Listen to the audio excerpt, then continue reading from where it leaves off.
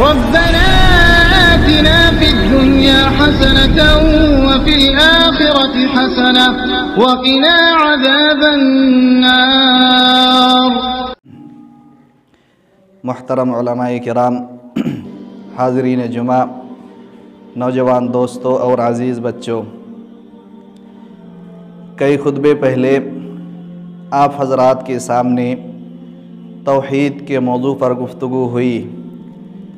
اسی سلسلے میں ایک خطبہ لا الہ الا اللہ جو کلمۃ التوحید ہے، اس سے متعلق باتیں ہوئیں، اس کے معنی، اس کے مفہوم اور تقاضے کے سلسلے میں باتیں ہوئیں۔ اسی طرح سے کلمہ لا الہ الا اللہ کی چند فضیلتیں آپ کے سامنے پیش کی گئی تھیں۔ اس کلمے کی بے شمار فضیلتیں ہیں جو آپ کے سامنے ذکر کیے گئے۔ مثال کے طور پر یہ وہ کلمہ ہے جو اسلام کا پہلا رکن ہے، جس کلمے کے ذریعے سے ایک آدمی اسلام کے اندر داخل ہوتا ہے۔ اسی کلمے کے لیے اللہ تعالیٰ نے انبیاء کرام کو بھیجے، کتابیں نازل کیں۔ یہ وہ کلمہ ہے جو انسان کے نامہ اعمال میں سب سے زیادہ باوزن ہے۔ یہ وہ کلمہ ہے جس کے بارے میں اللہ کے رسول صلی اللہ علیہ وسلم نے فرمایا، جو اس کلمے کو کہے گا تو جنت کے اندر داخل ہوگا۔ اس طرح کی بہت ساری فضیلتیں اس کلمے سے متعلق ہیں جو آپ کے سامنے بیان کی گئی تھی۔ لیکن سوال یہ ہے کہ اتنی ساری فضیلتیں جو اس کلمے کی بیان کی گئی ہیں، کلمہ لا الہ الا اللہ کی جو یہ فضیلتیں قرآن اور حدیث کے اندر ذکر کی گئی ہیں، کیا یہ فضیلتیں انسان صرف زبان سے لا الہ الا اللہ کہنے سے حاصل کر سکتا ہے؟ کیا زبان سے انسان کا لا الہ الا اللہ کہہ دینا کیا وہ جنت کے اندر داخل ہو سکتا ہے اور جہنم سے نجات حاصل کر سکتا ہے؟ ایسا نہیں ہے۔ صرف زبان سے لا الہ الا اللہ کا کلمہ پڑھ لینے سے کوئی انسان جنت کے اندر داخل نہیں ہو سکتا ہے۔ جنت تو دور کی بات ہے، اگر صرف انسان زبان سے اس کلمے کو ادا کرتا ہے لیکن دل سے اس کا اقرار نہیں کرتا تو ایسی صورت میں وہ مومن بھی نہیں ہو سکتا ہے۔ جنت میں داخل ہونے کی بات تو دور کی ہے۔ اسی لیے علماء کرام نے، یا عقیدے کے جو علماء کرام ہیں، انہوں نے اس کلمے کے کچھ آداب اور کچھ شروط کا ذکر کیا ہے۔ قرآن اور حدیث کی نصوص سے کچھ شروط کا ذکر کیا ہے۔ اگر لا الہ الا اللہ کا کہنے والا کوئی انسان ان آداب کا، ان شروط کا بھی لحاظ رکھے گا تو لا الہ الا اللہ کی جو بھی فضیلتیں قرآن اور حدیث کے اندر بیان کی گئی ہیں، وہ ساری فضیلتیں انسان کو حاصل ہو سکتی ہیں۔ ان چند آداب اور شروط میں سے سب سے پہلی چیز جس کا علماء کرام ذکر کرتے ہیں وہ علم ہے۔ علم یہ لا الہ الا اللہ کے لیے بنیادی شرط ہے۔ اس کا مطلب یہ ہے کہ لا الہ الا اللہ کا علم ہر انسان کو ہونا چاہیے۔ یہ کلمہ کس چیز پر دلالت کرتا ہے، اس کلمے کا مطلب اور مفہوم کیا ہے، جب تک انسان نہیں جانے گا تو ایسی صورت میں وہ لا الہ الا اللہ کی جو فضیلتیں ہیں وہ کبھی حاصل نہیں کر سکتا ہے۔ یہ کلمہ جو نفی اور اس بات پر مشتمل ہے، ایک حصے کے اندر اللہ تعالیٰ نے اللہ تعالیٰ کے علاوہ جتنی بھی چیزوں کی عبادتیں کی جاتی ہے، غیر اللہ کی جو بھی عبادتیں کی جاتی ہے ان کی نفی کی ہے، اور دوسرے حصے میں اللہ تعالیٰ نے صرف عبادت کو، عبادت کی جتنے بھی اقسام ہیں ساری عبادتوں کو اپنے لیے خاص کیا ہے۔ کوئی بھی عبادت کسی غیر اللہ کے لیے کرنا جائز اور درست نہیں ہے۔ اس معنی کو جاننا، اس کا علم حاصل کرنا ہر مسلمان کے لیے ضروری ہے، اور یہی وہ بنیادی چیز ہے۔ یہ لا الہ الا اللہ کا علم نہ ہونے کی وجہ سے آج معاشرے کے اندر بہت ساری شرکیات پائی جاتی ہیں۔ شرک کے بہت سارے مظاہر ہمارے معاشرے کے اندر موجود ہیں، کیونکہ ہم زبان سے لا الہ الا اللہ کا اقرار تو کرتے ہیں لیکن اس کلمے کا جو معنی اور مفہوم ہے وہ یا تو بالکل نہیں سمجھتے، یا بہت سارے لوگ اس کو سمجھنے کے باوجود اس کلمے کے جو تقاضے ہیں جو یہ کلمہ ہم سے مطالبہ کر رہا ہے اس کلمے کو ہم پورا نہیں کر پاتے ہیں، جس کی وجہ سے بہت ساری شرکیات ہمارے معاشرے کے اندر موجود ہے۔ تو سب سے پہلی چیز لا الہ الا اللہ کے لیے یہ ہے کہ ہمیں لا الہ الا اللہ کے معنی اور مفہوم کا علم ہونا چاہیے، اس کا مطلب ہمیں معلوم ہونا چاہیے، اس کے بعد ہی ہم لا الہ الا اللہ کی تقاضے کو پورا کر سکتے ہیں۔ اس کے بغیر لا الہ الا اللہ ہم سے کیا مطالبہ کرتا ہے ہم نہیں جان سکتے ہیں، نہیں پورا کر سکتے ہیں۔ دوسری چیز جو اس کلمے کے لیے ہمارے لیے ضروری ہے وہ اخلاص ہے، آدمی کو مخلص ہونا ضروری ہے۔ اگر کوئی انسان صرف زبان سے لا الہ الا اللہ کہتا ہے لیکن وہ مخلص نہیں ہے تو ایسی صورت میں اس کلمے کے پڑھنے کا انسان کو کوئی فائدہ نہیں ہے۔ اسی وجہ سے اس کلمے کو کلمۃ الاخلاص بھی کہا جاتا ہے، اور اخلاص کا مطلب یہ ہے کہ ساری عبادتوں کو صرف اور صرف اللہ تعالیٰ کے لیے انجام دیا جائے۔ اخلاص کا مطلب یہ بھی ہے کہ انسان صحیح نیت کے ساتھ اس کلمے کو زبان سے ادا کرے، دل سے اس کی تصدیق کرے، اور جو یہ کلمہ ہم سے مطالبہ کر رہا ہے اس مطالبے کو بھی پورا کرے۔ اسی طرح سے اس کلمے کے لیے ایک اور اہم چیز ہمیں یقین بھی ہونا چاہیے۔ یہ کلمہ جس چیز پر دلالت کر رہا ہے، جس چیز کو بتا رہا ہے کہ اللہ تعالیٰ ہی معبود برحق ہے، اس سلسلے میں ہمیں پورا یقین ہونا چاہیے کہ اللہ تعالیٰ ہی صحیح معنی میں ساری عبادتوں کا مستحق ہے۔ اگر کسی کے دل میں ذرہ برابر بھی شک ہو، یقین نہ ہو اللہ تعالیٰ کے معبود برحق ہونے میں، تو ایسی صورت میں صرف زبان سے لا الہ الا اللہ کہنے کا کوئی فائدہ نہیں ہے۔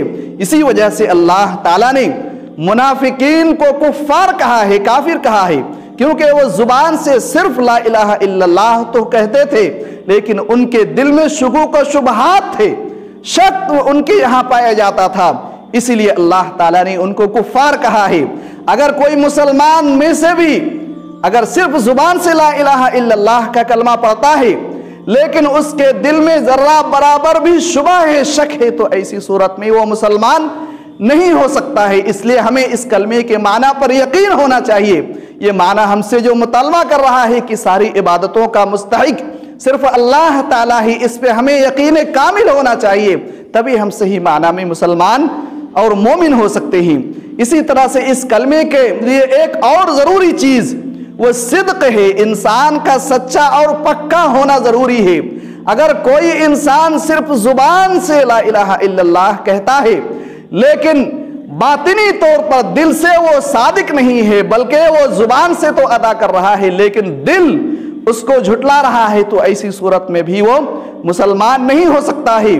کفار اللہ کے رسول صلی اللہ علیہ وسلم کے زمانے میں جو منافقین تھے وہ زبان سے لا الہ الا اللہ تو کہتے تھے لیکن دل سے وہ لا الہ الا اللہ کی تصدیق نہیں کرتے تھے، اسی لیے اللہ تعالیٰ نے ان کو کذاب کہا ہے، جھوٹا کہا ہے۔ اس لیے ہمیں صادق ہونا ضروری ہے، سچا ہونا چاہیے اس کلمے کے سلسلے میں، تبھی ہم صحیح معنی میں مسلمان اور مومن ہو سکتے ہیں۔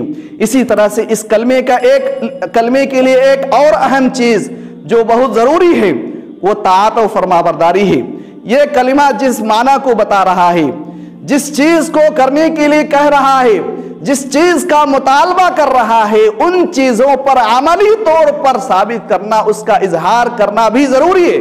اگر کوئی زبان سے صرف لا الہ الا اللہ کہتا ہے لیکن اس کے باوجود وہ شرک میں مبتلا ہے، عبادتوں میں سے کچھ عبادتوں کو غیر اللہ کے لیے کرتا ہے، تو ایسی صورت میں بھی وہ مسلمان اور مومن نہیں ہو سکتا ہے۔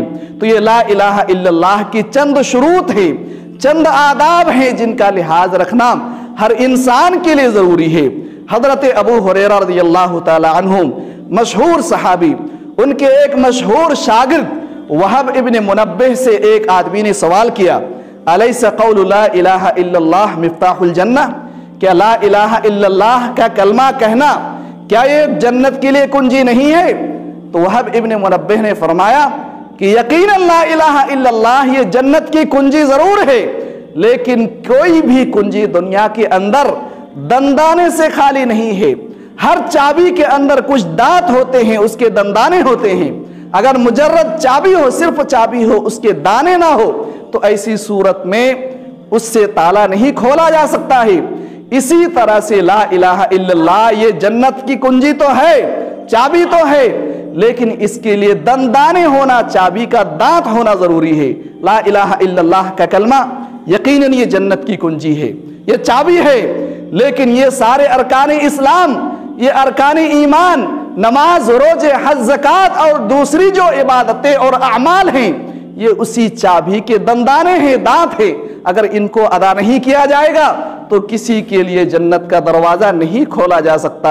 اس لیے ضروری ہے کہ ہم زبان سے لا الہ الا اللہ کا کلمہ ادا کریں، دل سے اس کی تصدیق کریں اور عملی طور پر اس کو کر کے دکھائیں، تبھی ہمارے لیے نجات ممکن ہے، ورنہ ہمارے لیے نجات کا کوئی ذریعہ نہیں ہو سکتا۔ اس لیے ہمیں ضروری ہے، ہمارے لیے ضروری ہے کہ ہم لا الہ الا اللہ کا کلمہ پڑھیں، اس کا علم بھی حاصل کریں، اس کو دل سے تسلیم کریں۔ یہ کلمہ جو ہم سے مطالبہ کر رہا ہے اس کے تقاضے کو بھی پورا کریں، تبھی ہم لا الہ الا اللہ کی صحیح کہنے والے ہو سکتے ہیں۔ اس کے بعد ایک اور اہم کلمہ، ایک اہم بات اس لا الہ الا اللہ سے متعلق، مسلم معاشرے کے اندر ایک بہت بڑا طبقہ ایسا پایا جاتا ہے، بہت سارے ایسے لوگ پائے جاتے ہیں جو یہ دعویٰ کرتے ہیں کہ ہم مسلمان ہیں، ہم نے لا الہ الا اللہ کا کلمہ پڑھا ہے، ہم شرک میں کبھی مبتلا نہیں ہو سکتے ہیں، مسلم سماج میں شرک واقع نہیں ہو سکتا ہے۔ شرک کی جو ساری دلیلیں ہیں وہ کفار اور مشرکین کے لیے تھا۔ اس سلسلے میں صحیح بات یہ ہے کہ امت مسلمہ کے اندر بھی شرک واقع ہو سکتا ہے۔ اس کی چند دلیلیں آپ کے سامنے پیش کرنے کی کوشش کروں گا۔ حضرت ابراہیم علیہ السلام، جن کو تمام موحدین توحید پرستوں کا امام کہا گیا، انہوں نے اللہ تعالیٰ سے دعا کی وَجْنُبْنِي وَبَنِيَّ أَن نَّعْبُدَ الْأَصْنَامَ، اللہ تعالیٰ تو مجھے بھی میری آنے والی ساری نسل کو شرک سے بچا۔ اگر شرک کا خطرہ نہیں ہوتا تو امام الموحدین اللہ تعالیٰ سے یہ التجا نہیں کرتے، یہ دعائیں نہیں کرتے کہ اللہ تعالیٰ تو مجھے شرک سے بچا لے۔ اسی طرح سے اللہ تعالیٰ نے قرآن مجید کے اندر بہت سارے انبیاء کرام کا ذکر کیا، اس کے بعد فرمایا وَلَوْ أَشْرَكُوا لَحَبِطَ عَنْهُمْ مَا كَانُوا يَعْمَلُونَ۔ یہ سارے انبیاء کرام بھی اگر شرک کیے ہوتے تو ان کے بھی اعمال کو اللہ تعالیٰ فنا کر دیتا، برباد کر دیتا۔ یہ اس وجہ سے ہے کہ لوگ شرک میں مبتلا نہ ہوں، ورنہ انبیاء کرام سے شرک کا تصور نہیں ہو سکتا ہے، بلکہ خود اللہ کے رسول صلی اللہ علیہ وسلم کے بارے میں اللہ تعالیٰ نے فرمایا لَإِنْ أَشْرَكْتَ لَيَحْبَطَنَّ عَمَلُكَ وَلَتَكُونَنَّ مِنَ الْخَاسِرِينَ۔ اے اللہ کے رسول صلی اللہ علیہ وسلم، اگر آپ سے بھی شرک واقع ہو جاتا تو اللہ تعالیٰ آپ کے بھی سارے اعمال کو برباد کر دیتا۔ یہ اللہ کے رسول صلی اللہ علیہ وسلم سے شرک کا واقع ہونا یہ تصور ہی نہیں کیا جا سکتا، لیکن اللہ تعالیٰ نے آپ صلی اللہ علیہ وسلم کے ذریعے سے یہ امت کو تعلیم دی ہے کہ تم میں سے کچھ لوگ ایسے ہو سکتے ہیں جو شرک میں مبتلا ہوں گے، لہذا تمہیں شرک سے بچنے کی کوشش کرنی چاہیے، کیونکہ شرک کی وجہ سے انسان کے سارے اعمال کو اللہ تعالیٰ برباد کر سکتا ہے۔ جب یہ ان انبیاء کرام کے اعمال کو اللہ تعالیٰ شرک کے نتیجے میں برباد کر سکتا ہے تو ان انبیاء کرام کے اعمال کے سامنے ہمارے اعمال کی کیا حیثیت ہو سکتی ہے؟ اس لیے ہمیں شرک سے محتاط ہونے کی ضرورت ہے۔ اسی طرح سے ایک اور چیز جو اس بات کی دلیل ہے کہ ہمارے معاشرے کے اندر شرک واقع ہو سکتا ہے، وہ مسلم معاشرے کی صورتحال ہے۔ وہ سماج، مسلم معاشرہ جو ہم دیکھ رہے ہیں، اس میں بکثرت ایسی چیزیں پائی جاتی ہیں جن کو قرآن اور احادیث کے اندر شرک کہا جاتا ہے۔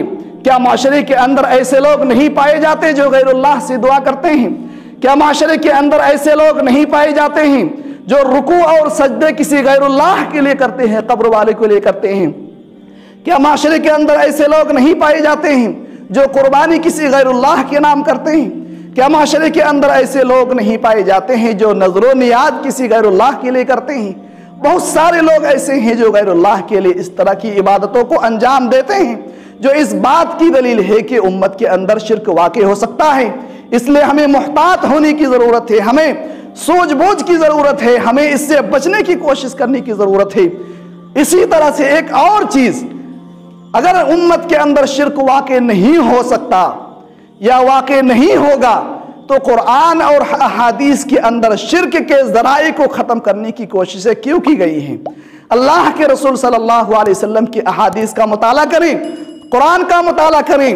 اللہ کے رسول صلی اللہ علیہ وسلم نے شرک کے جتنے طریقے ہو سکتے تھے، جتنے ذریعے ہو سکتے تھے، وسائل ہو سکتے تھے، سارے وسائل پر اللہ کے رسول نے پابندی عائد کر دی، دیوار کھڑی کرنے کی کوشش کی تاکہ اس دیوار سے آدمی شرک کی طرف نہ چلا جائے۔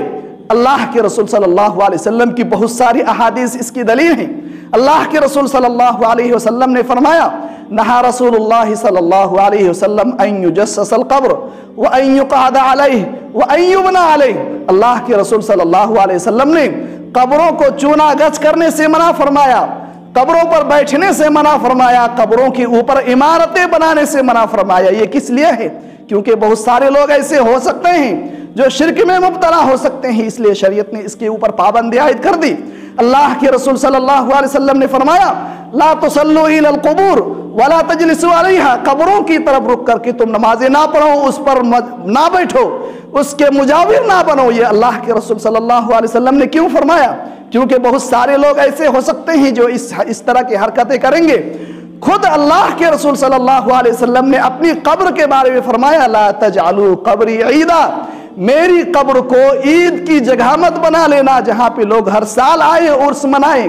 یہ کس لیے؟ کیونکہ بہت سارے لوگ اس کے ذریعے سے شرک کرتے ہیں اور ہم موجودہ معاشرے میں دیکھتے ہیں۔ اسی طرح سے اللہ کے رسول صلی اللہ علیہ وسلم نے صرف امت کو ڈرایا ہی نہیں، منع ہی نہیں کیا، بلکہ اللہ سے التجا کی، اللہ تعالیٰ سے گزارش کیا کہ اللہ تعالیٰ تو میری قبر کو شرک کا ذریعہ مت بنا دینا۔ اللہ تعالیٰ سے دعا کی، اللہم لا تجعل قبری وثنا یعبد، اللہ تعالیٰ تو میری قبر کو شرک کا ذریعہ مت بنا دینا، لوگ اس کو پوجنے کے لیے نہ آئیں۔ اللہ کے رسول صلی اللہ علیہ وسلم کے زمانے میں، صحابہ کرام کے زمانے میں لوگوں کو صحراؤں میں دفنایا جاتا تھا، لیکن اللہ کے رسول صلی اللہ علیہ وسلم کا جب انتقال ہوا تو آپ صلی اللہ علیہ وسلم کو حضرت عائشہ رضی اللہ تعالی عنہ کے گھر میں دفن کیا گیا۔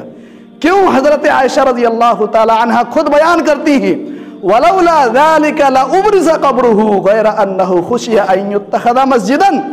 اللہ کے رسول صلی اللہ علیہ وسلم کی قبر کو کسی صحرا میں نہیں رکھا گیا، کسی دوسری جگہ پہ آپ صلی اللہ علیہ وسلم کو دفن اس وجہ سے نہیں کیا گیا کیونکہ ڈر ہے، صحابہ کرام کو ڈر ہے کہ اس امت کے اندر بہت سارے لوگ ایسے ہو سکتے ہیں جو آپ صلی اللہ علیہ وسلم کی قبر کی پوجا کریں گے، شرک میں مبتلا ہو جائیں گے۔ اس لیے حضرت عائشہ رضی اللہ تعالی عنہا کے ساتھ دوسرے صحابہ کرام نے بالاتفاق آپ صلی اللہ علیہ وسلم کی قبر کو حضرت عائشہ رضی اللہ تعالی عنہا کے گھر میں رکھا تاکہ لوگ شرک سے بچ سکیں۔ اگر اس طرح کے عقیدہ کو یہ رکھتا ہے کہ اس امت کے اندر شرک واقع نہیں ہو سکتا ہے تو وہ باطل عقیدہ ہے، یہ غلط رائے ہے۔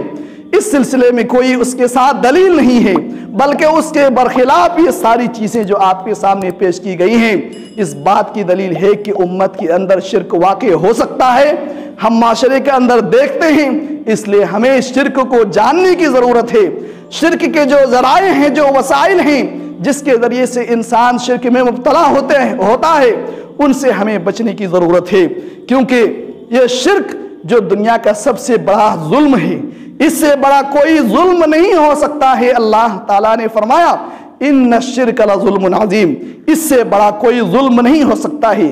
یہ شرک اکبر الکبائر ہے، یہ کبیرہ گناہوں میں سے بھی سب سے بڑا گناہ ہے۔ دنیا کے اندر کوئی بڑا گناہ اس سے بڑا کوئی گناہ نہیں ہو سکتا ہے۔ شرک ناقابل معافی جرم ہے۔ اللہ تعالیٰ نے فرمایا ان اللہ لا یغفر ان یشرک بہ ویغفر ما دون ذلک لمن یشاء۔ شرک کے علاوہ اللہ تعالیٰ جتنے گناہ ہیں اللہ تعالیٰ معاف کر سکتا ہے، لیکن کبھی شرک کو معاف نہیں کر سکتا ہے۔